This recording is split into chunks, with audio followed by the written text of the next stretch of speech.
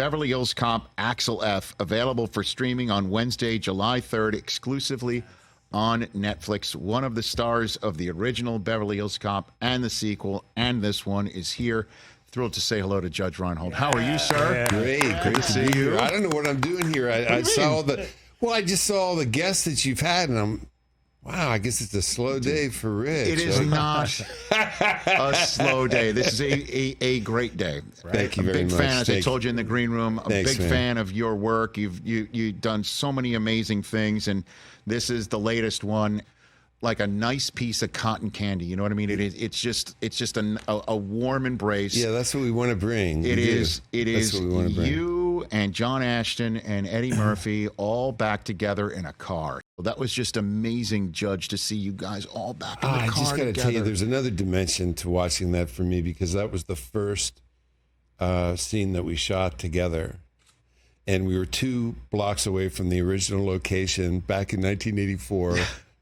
Dressed pretty much the same, and when we all got out of the van, the crew got really quiet, like we just walked out of their collective past. We'd walked out of their childhood. It was like seeing Winnie the Pooh or something, I don't know, but it was a magical night, and Jerry was there, and we were all just beaming, and oh yeah, Eddie gets in the back of the car. I hadn't seen him in 10 years. I think it was longer for John.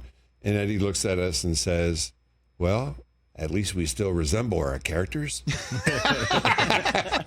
Which is good. Yeah, it's good. So you hadn't seen him in 10 years? I hadn't seen him since Spike TV did a tribute to him that I went to. And then he just strolls in the back of the car, and then you guys start working? We were rehearsing that scene, yeah. Wow. I know. It was great. It was a great way to start, boy. It was a great reunion. Well, I mean, and it's just great seeing it again, and it's great seeing it again at such a high level, and it's great seeing it again when you didn't think you'd see it again. You know what I mean? Yeah. I kind of decided, well, 2 things. Either it was going to happen. If it was going to happen, I wasn't going to think about it anymore.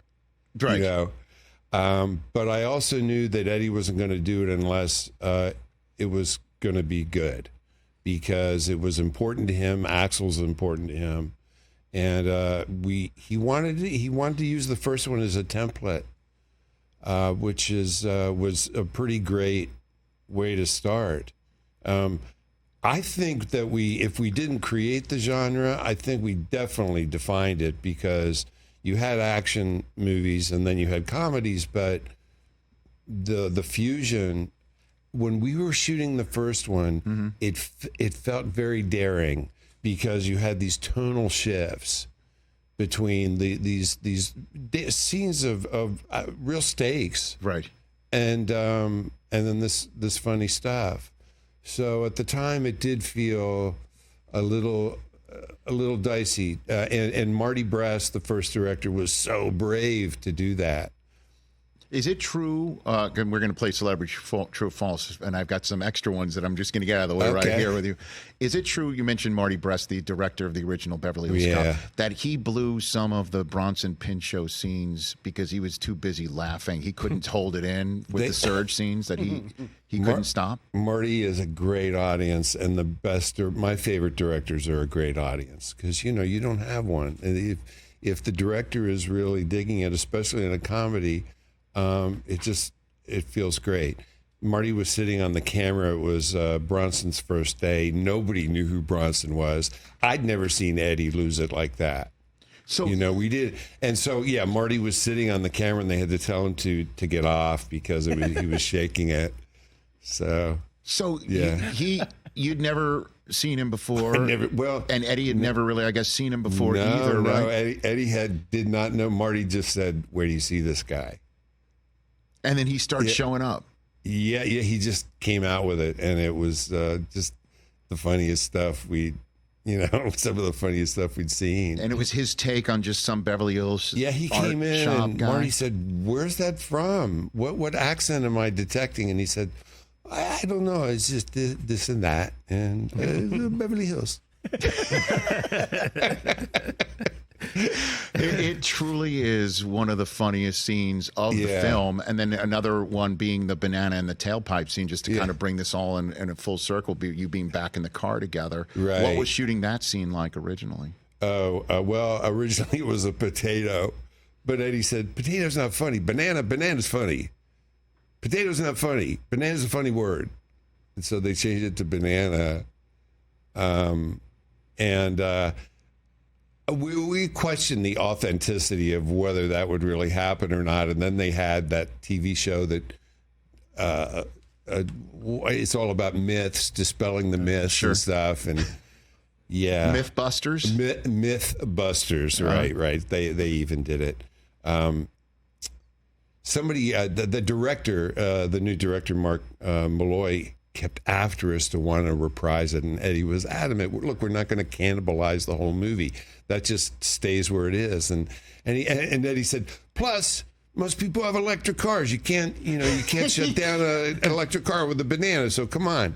And so that makes sense, by the way. But they were pushing that banana on us, and it wasn't my call, but luckily Eddie didn't want to do that. We just thought we should just leave that alone. Leave that one well enough alone. Yeah. So the original script called for a potato in the tailpipe. Yeah, potato in the tailpipe. Banana was funnier. I think banana's funnier. It makes more sense that a banana would fit in a tailpipe. Well, I don't know. A potato might be more effective. Interesting. Less potassium. I don't know if we were going to go there. I think technically potato has more, actually. Are you serious? I think so. Oh, my God. What? That potato has more potassium than a banana. I had no idea. But interesting. So he's like, banana's funnier. He just knows banana's funnier. Some words are funnier than others. I love it. Judge Reinhold here again. Beverly Hills Cop, Axel F. No banana in the tailpipe. Spoiler alert. In this one, will be available again for streaming Wednesday, July 3rd. Yes, we have no bananas. Nice. But there's money in that stand. That's for damn sure. Exclusively on Netflix right here on Roku. We have a great celebrity true or false for you, if you don't mind. Bring it on. As always, we've got outstanding production value to kick it off. Hit it, please. Celebrity true or false? You can't handle the truth. All right, there it is. That's our production value. That's about it. I love it. Okay, thank you. I got a little trivia about that line. That? Okay. Well, my friend Kevin Pollak was there that day when Nicholson did that scene. Yes. First take, just nailed it without blinking. Not even an eye. When you see it again, he does not blink. Kevin actually told that story in a Celebrity True or False. No, and he talked about how he played some of the roles as well because, Jack had to leave. Yeah. That's right. Yeah, some of the off-camera, It's the greatest. Yeah, I love it. But I heard that from Kevin. You heard it from Kevin, and the audience has heard it twice. Yeah, and the crazy thing is Kevin's lying about it. No, I'm just kidding. All right, first up, Judge Reinhold, Celebrity True or False. Beverly Hills Cop was originally set to star Sylvester Stallone, and you had to meet with Sly for him to approve you as Billy. True. Very true.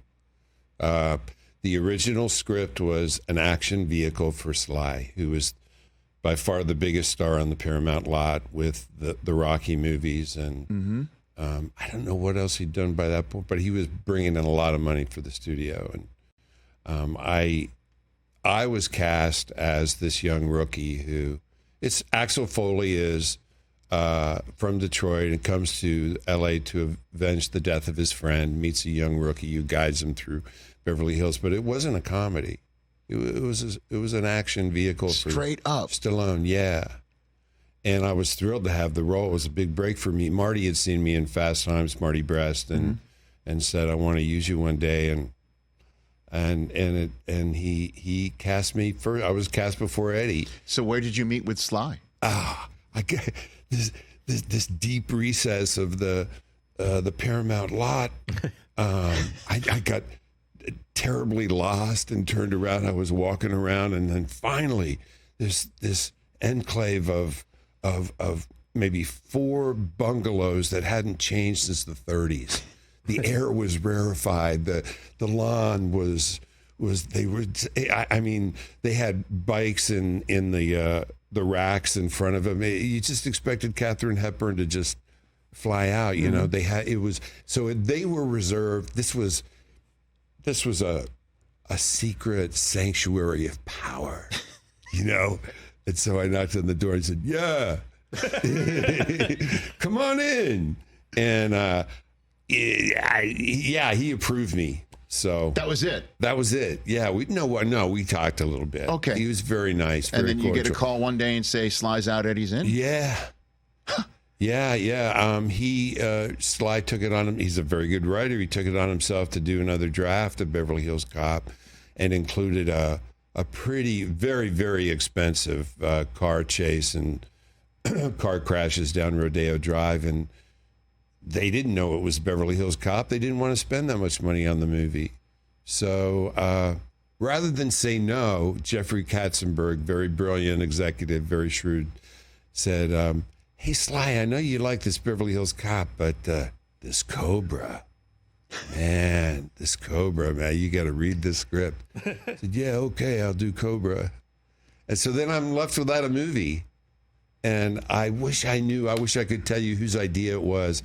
I feel like it was Marty's, because Marty is edgy enough to think, okay, let's put especially a black guy in Beverly Hills at that time. It makes it even more of a fish out of water. And it was just an edgy idea, I think I've heard that Marty saw 48 Hours and saw that scene where Eddie walks into the redneck bar and says there's a new sheriff in town, and says, that's Axel. So suddenly I'm in a Eddie Murphy movie. Yeah, that makes complete sense and is mind-blowing at the same time. Yeah. Judge Reinhold, Celebrity, True or False. Let's get to your career. True or false, your first speaking role was on an episode of Wonder Woman that also featured Rick Springfield and Deborah Winger. Yeah, this is where I don't like this. Why? No. So is this true? Is that what you're saying? My first professional line on camera after my father paying for a pretty nice college at North Carolina School of the Arts and all this. My first professional line was, Wonder Woman, I'm so glad you're here. Oh, and I'm seeing right now. Oh my God! You're in a blue tuxedo. How could you do this? Look at this. Wow, that looks like Dumb and Dumber right there. To be honest, we were supposed. I didn't ask any questions. It just was what it was. We were like Ken and Sarah Purcell. She went on to be a news. Real people and all that stuff. Okay, sure, yeah. Well. We were like Ken and Barbie?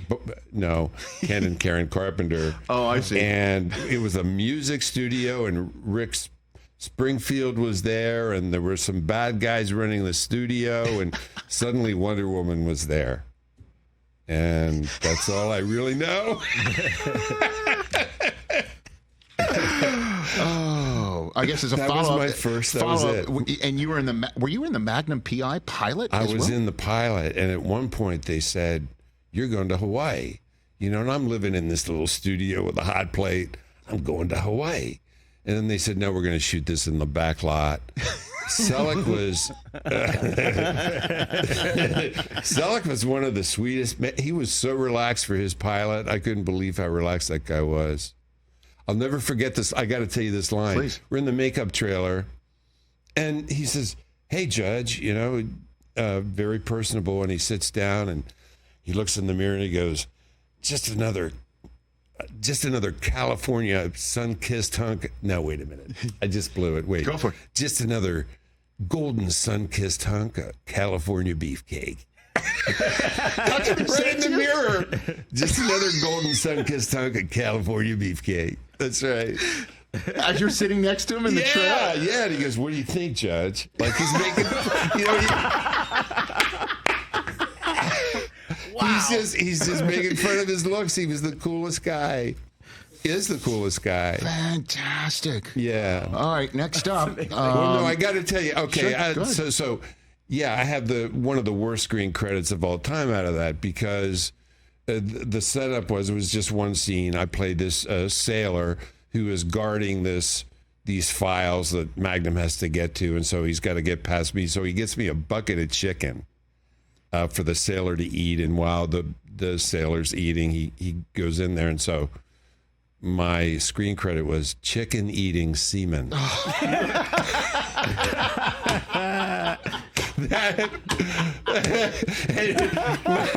Beer sent me a Polaroid picture that she had taken of the TV screen. Look. I wish I still had it. Oh my God! I'm so proud. Then I did the rounds, and they said, we brought you in because we just thought you were so good as chicken eating semen. Fantastic. Yeah, Stories get better. It's what a break. I got three more for you here. Okay. Judge Reinhold, celebrity, true or false? True or false? Stripes was shot in a dry county in Kentucky, so you would hang in John Candy's hotel room where he kept a bathtub full of beer. Yeah, correct. Very correct.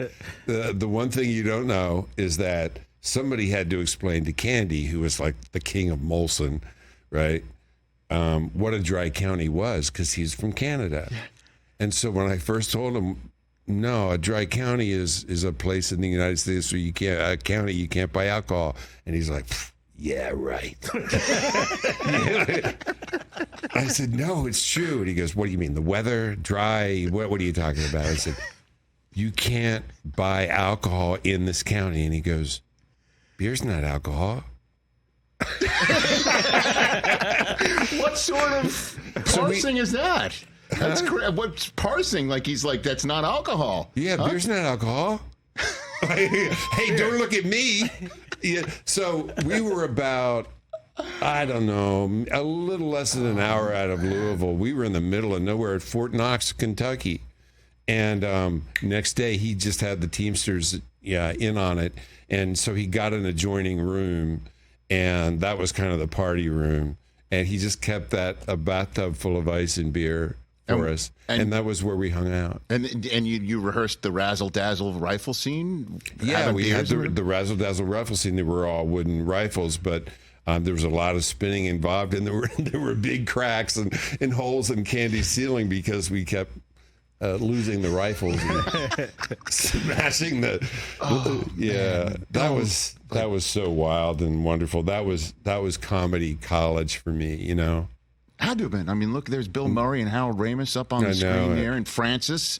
Yeah. If you touch my stuff, I'll kill you. Yeah. Oh my God. Yeah, it was originally Cheech and Chong Goes to the Army. What? That's what that was? Yeah, and then for some reason the deal didn't make with Columbia. They were out. They brought Ivan in, who had produced Animal House. Yeah. And just directed Bill and Meatballs.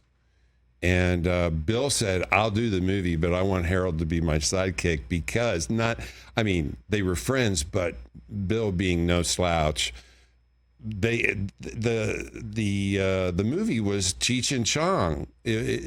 And so they had to, as they went, Harold and Bill made it a Bill vehicle. And so we would block the scenes, decide where everybody was going to be going, and the camera they would set up the lighting, and then Harold and Bill would go into Harold's trailer and come out with the most outrageous stuff that we'd never heard before. Even Candy would put his head down like this to keep from laughing.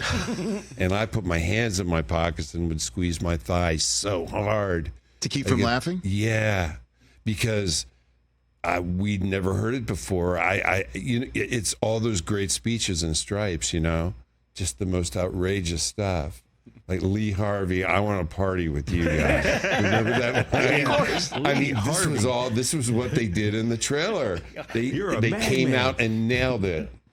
And then sometimes he'd go off like some kind of comic beat poet. He would just go off on these tangents, and Ivan would shut it down eventually, and we were just crying. We were crying. Talk about Sergeant Holka being the big toe of the... Yes, you're the big... That's exactly right. That's stuff that they came up with in Harold's trailer, and we'd never heard it. So. Fantastic. Okay, let's get to Fast Times here.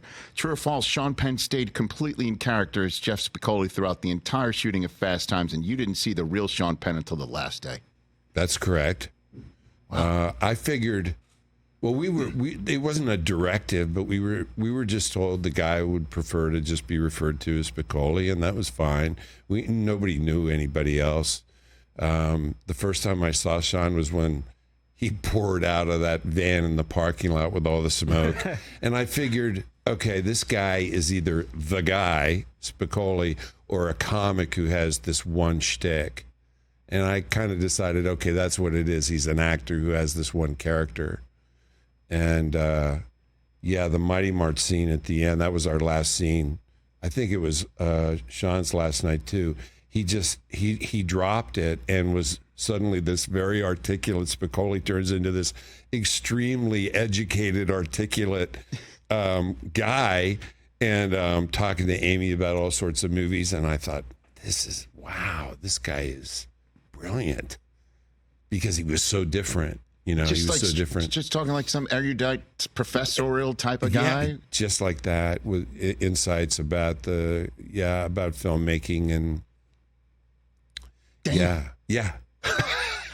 Wow. We knew he was from Malibu too, so that kind of fed the belief that he was just this surfer guy. Is it true that the scene where I'll never forget it as a red-blooded American male with Phoebe Cates is actually like something that you don't like talking about because of that scene? No, the reason because, you know, when I talk about it with print, they always lead with it, you know. They always, if it's a print interview, they always lead with Judge Reinhold, professional masturbator, or you know. So that's why I'm hesitant to talk about it. Recently, People magazine came out with Judge Reinhold. Masturbation was humiliating for him, like somebody had made me do it, you know. And so I decided, but no, I'm safe with you, you know. I'm okay. All right. Obviously, it was simulated. It was just a series of indignities that Brad had to go through. So when I read the script, I thought that scene was hysterical. But when it came time to shoot it, the reality of it was chilling. Is it true was it a prosthetic? You used a prosthetic? No, that's false. No, yeah, that's false. Okay. All right, we finally found a false one. Yeah. Last one for you. True or false? Seinfeld fans still approach you about the Close Talker episode and get nose to nose with you to close talk with you in real life. Yeah, that's got to be weird. It's disconcerting, and then you realize what's. Just seeing it on the screen here, man. Well, okay, there's a good story behind that. Okay. During rehearsals, I would make sure that I'd get a little closer to each cast member because the gag is that I'm talking to his parents, and then as I'm talking to people, I get a little closer. When I get to Jerry, I'm the closest, and then the crew was laughing in a way that seemed like something was going on, and so we broke for lunch or whatever, and I said, "Why are you guys laughing so hard when I get to Jerry?" And they said, "Because he's such a germaphobe. He's terrified of what you're doing." so of course, by the time it got to camera, I was almost touching his nose. I mean, our nostril hairs were almost touching. So I know he was so uncomfortable. If you see it again, you'll see he's just,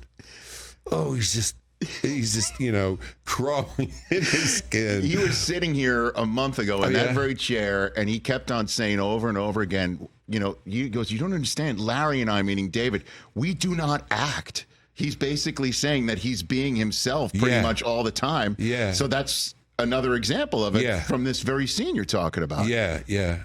And I have to tell you this story because, okay, so it was a double episode, which was fun. Mm. But this whole thing about Jerry getting caught making out in Schindler's List. Yes.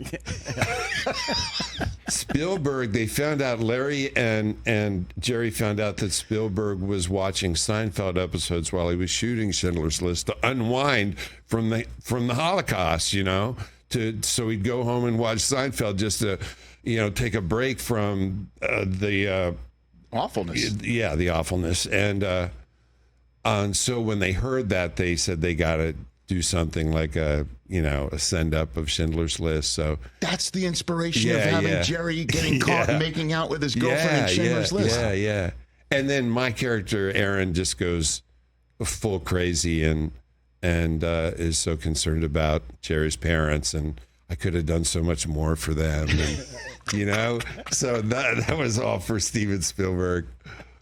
Wow. Yeah. Well, this celebrity, true or false, in this chat, Judge Reinhold went better than anybody could have hoped, and you're awesome. Oh, thank you. You spent, You are too, man. decades, entertaining me and so many other people and so Thanks. many memorable things. Thank And you. Beverly Hills Cop Axel F is the latest version of that, streaming on Wednesday, July 3rd, exclusively on Netflix. Be one of the, no doubt, millions upon millions worldwide to check this out. And that's We've right never here on been to Roku. summer movies, so it's exciting to. Brother, Yeah. it's a great first time for everything right here. Yeah, and thanks. Joseph Gordon-Levitt, Kevin Bacon in it as well. Yeah. Everyone should check it out. Thanks for coming, sir. Thank you, Rick. Thank you. That is Judge Reinhold, everybody, right here on The Rich Eisen Show. Back with more in a moment. Catch The Rich Eisen Show every single day on the Roku channel, 12 to 3 Eastern, for free.